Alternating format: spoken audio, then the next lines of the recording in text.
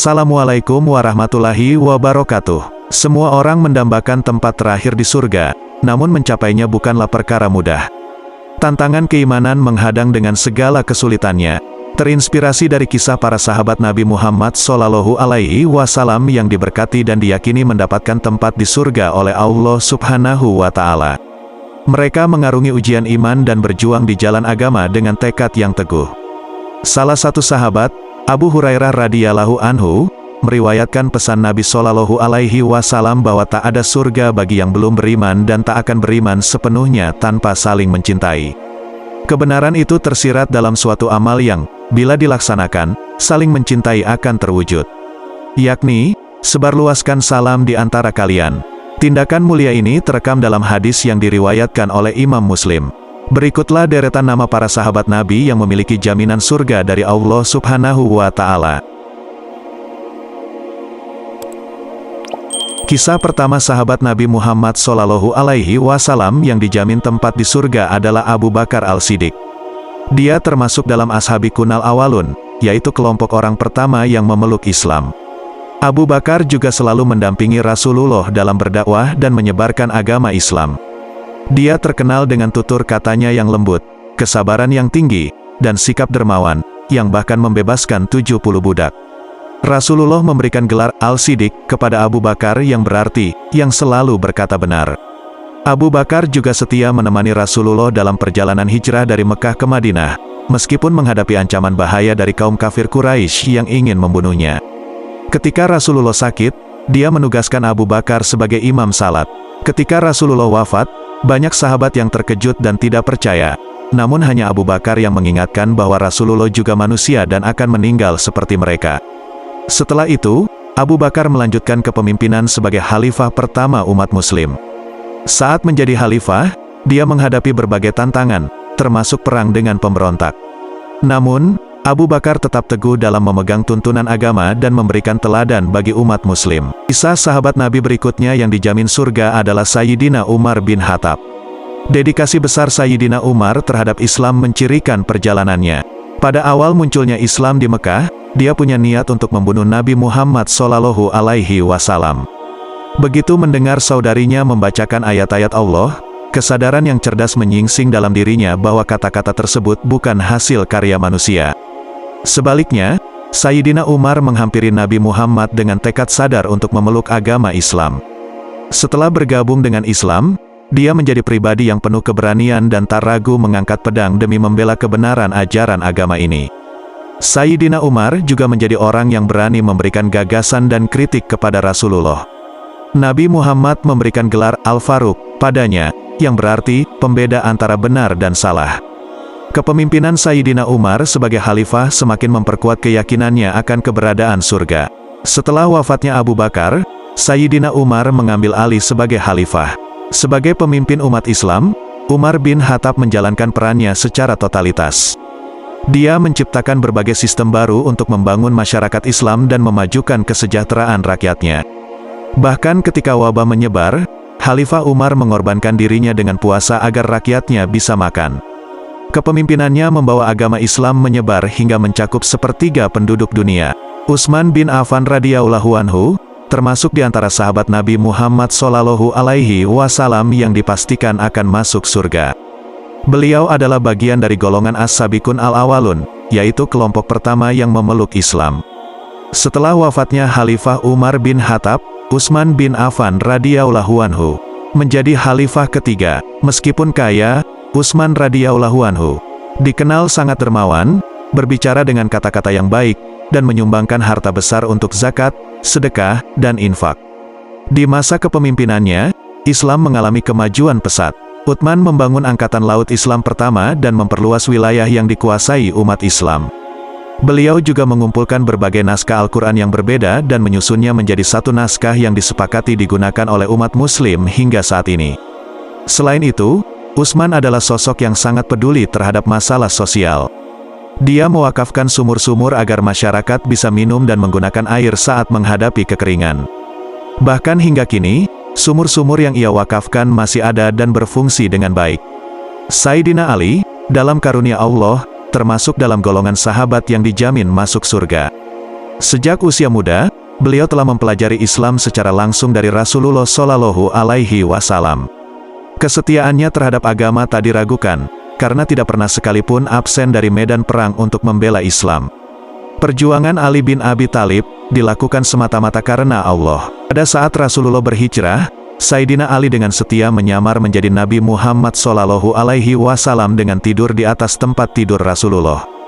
Dengan begitu, kaum kafir Quraisy mengira bahwa Nabi Muhammad Shallallahu Alaihi Wasallam masih berada di dalam rumahnya. Ketika kaum kafir Quraisy berusaha menyerang Nabi Muhammad Shallallahu Alaihi Wasallam, mereka malah menemukan Sayyidina Ali di tempat tidur tersebut. Rencana mereka untuk membunuh Nabi Muhammad Shallallahu Alaihi Wasallam menjadi sia-sia. 3 hari kemudian, Sayyidina Ali dengan setia berangkat hijrah ke Madinah seorang diri. Dia menyembunyikan diri pada siang hari dan melanjutkan perjalanan pada malam hari. Kesetiaan Sayyidina Ali kepada Rasulullah Shallallahu Alaihi Wasallam membuatnya dengan ikhlas melaksanakan tugas-tugasnya. Setelah Khalifah Utsman meninggal, terjadi kekosongan kepemimpinan dalam Islam untuk beberapa waktu. Kemudian, Sayyidina Ali diusulkan menjadi khalifah berikutnya. Selama kepemimpinannya, Sayyidina Ali menghadapi banyak tantangan karena munculnya pemberontakan dari kelompok yang terpecah dengan pemikiran masing-masing. Ali bin Abi Thalib radhiyallahu anhu merupakan orang terakhir dari para khulafa al-Rasyidin.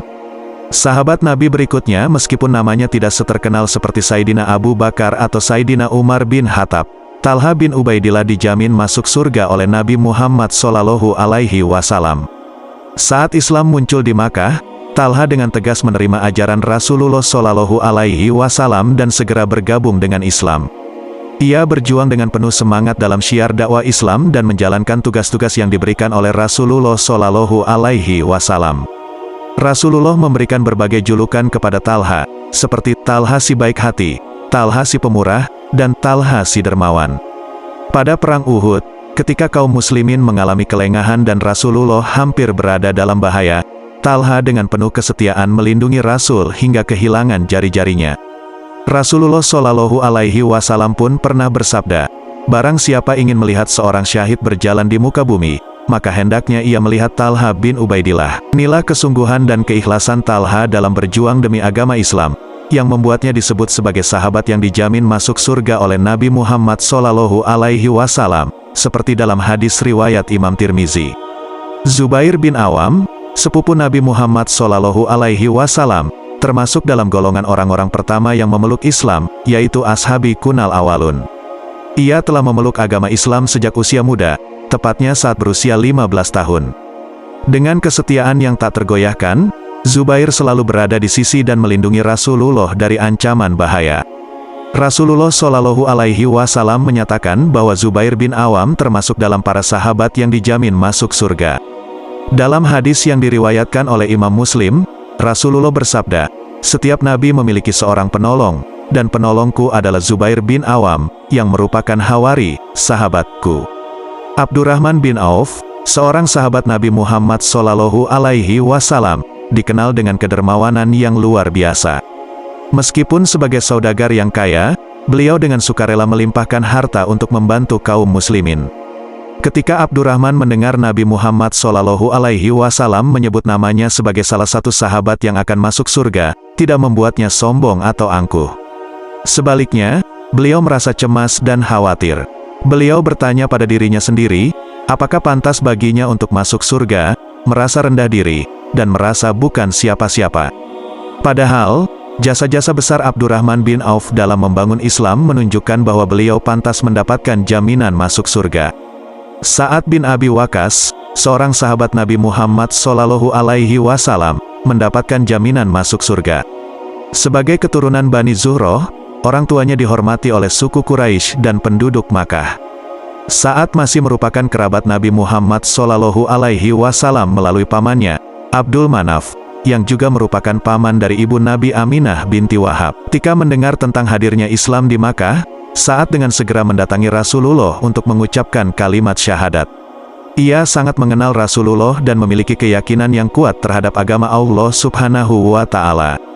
Kesetiaannya yang tak tergoyahkan dan selalu mendampingi Rasulullah saat berperang adalah salah satu hal yang membuatnya termasuk dalam golongan sahabat Nabi yang dijamin masuk surga.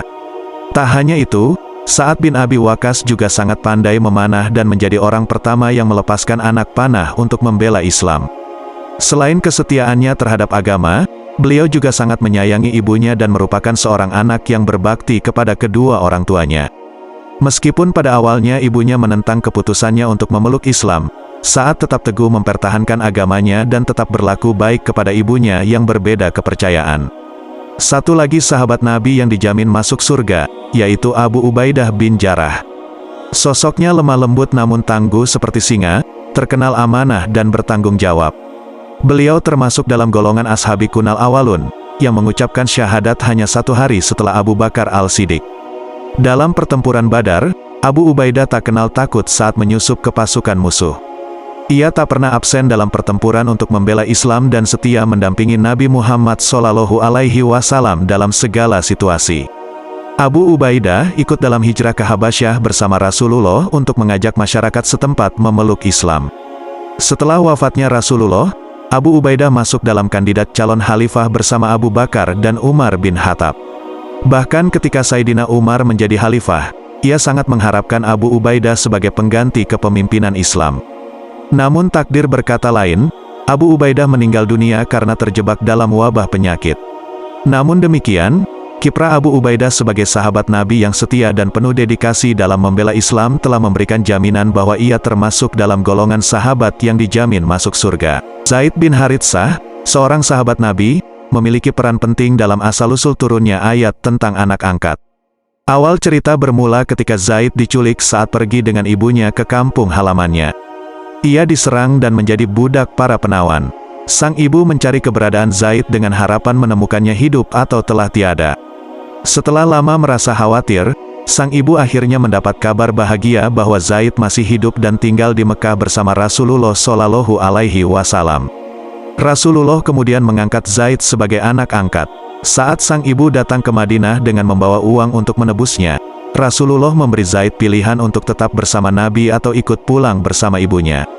Zaid memilih untuk tinggal bersama Rasulullah. Namun, dari kejadian ini, turunlah ayat Allah di surat Al-Ahzab yang mengatur panggilan anak angkat dengan nama bapa kandung mereka, atau jika tidak diketahui, dipanggil sebagai saudara seagama dan maula. Ayat ini menjadi aturan tentang anak angkat dalam Islam. Zaid bin Haritsah menjadi sahabat terdekat Rasulullah SAW dan satu-satunya sahabat Nabi yang namanya diabadikan di dalam Al-Quran. Perjuangan para sahabat sangat besar hingga mereka mendapatkan jaminan menjadi penghuni surga. Semoga kita dapat mengikuti jejak kebaikan dan keteladanan yang ditunjukkan oleh para sahabat Rasulullah sebagai inspirasi dalam menuju surga Allah Subhanahu wa Ta'ala. Wallahu alam bisawab. Assalamualaikum warahmatullahi wabarakatuh.